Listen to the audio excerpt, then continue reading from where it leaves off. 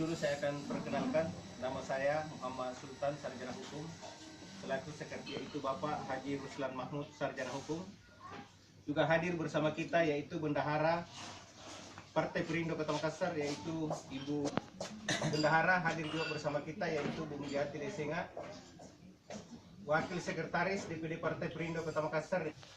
Juga hadir bersama kita yaitu Ketua DPC Bontoala yaitu Pak Amiruddin Eko, Ketua DPC Manggala beserta jajarannya, serta yang saya banggakan dan saya muliakan yaitu marilah kita senantiasa menyatakan puji dan syukur kepada Allah Subhanahu. Kita dipertemukan di tempat ini yaitu di Sekretariat Kecamatan Manggala dalam rangka sosialisasi dalam yang ada di Kecamatan Manggala.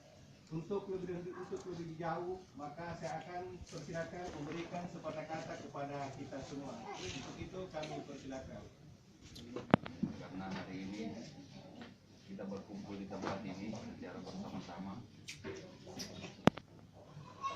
tapi ada beberapa hal yang perlu kita sampaikan dari DPD kepada teman-teman DPC dan DPRD, sehingga kita lakukan lagi pertemuan kedua untuk 1 bulan terakhir ini. Sudah 2 kali kita lakukan di Kecamatan Manggala.